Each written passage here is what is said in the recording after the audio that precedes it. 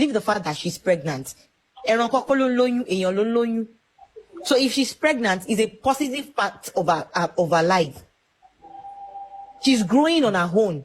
Let's talk about dagba to bá yẹn kó má lè lóyún. Má ti gba tanti Ramota tin date. Mo rántí gba tanti Ramota má ní boyfriend. Tó má sọ pé boyfriend gbowó lọ́wọ́ àwọn. Ipò gbowó ṣeré lọ́wọ́ àwọn pa àwọn náwó fọ́kùnrin lásán ni. So if she's pregnant, it's a positive impact in her life. So if you love her for who she is, please support her. That's the point I want to prove out tonight. That's the point. Every point go no easy le. Mo gba Ramota tin náwó fọ́kùnrin.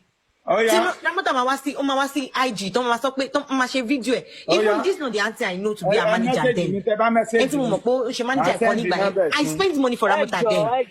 Manager ma wá sí ta ma sọ pé ipe Ramota ó tó ná fún Ramota ó fi ra cream ni. Gbogbo ṣe ń ṣe yẹn ló tẹ́ mi lọ́rùn. In fact, I'm even happy that she's pregnant. I'm so happy. Sherry, I'm so happy. Because Ramota ma sọ pé òun fẹ́ kó lè kó live òun. Òun fẹ́ kí kó live òun. So, fẹ́ mọ̀ mi rí àbí. Ṣé tòótọ́ ilẹ̀ lóyún ni? Like, kò ṣe TikTok by Blanche lálẹ́. They are trying to be sincere tonight. You ṣe TikTok like Blanche lálẹ́ yìí. Ẹ wo, ọjọ́ bá landẹ̀. Kódà ẹni tó fún lóyún kó má tiẹ̀ rí mọ́ láyéláyé. Èmi rẹ́dí láti máa ń bá Ramota. Tọ́ ẹ̀yin èèyàn wa confam ní báyìí wípé àǹtí Ramota ó ti ní oyún o. Oyún ti wà nínú àǹtí Ramota àti kọ̀ǹfàmù rẹ̀.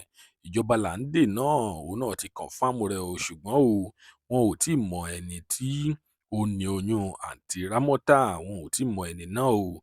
Ṣùgbọ́n o à ń fi ìgbà àti àkókò yìí a fi ń sọ fún yín wípé a ti kọ̀ǹfàmù rẹ̀ wípé àǹtí Ramota oyún ni àǹtí wa o. Ẹ fi ara balẹ̀ kí ẹ máa bá channel wa lọ torí wípé bí ìròyìn náà bí ó bá ṣe ń lọ, tí wọ́n bá jẹ́ pé wọ́n padà mọ ẹni tí ó fún àǹtí Ramota lóyún, a máa padà máa sọ fún yín ní orí channel wa níbí yìí. Lónìí a kò ní rí jù báyìí lọ. Tó bá jẹ́ ìgbà àkọ́kọ́ tí ẹ ń wo fídíò wa nìyí, ẹ jọ̀wọ́ ẹ tẹ subscribe button. Ire lórí gbogbo máa rí o. Tún dọjọ́ mi ọjọ́ rè ó dìgbà.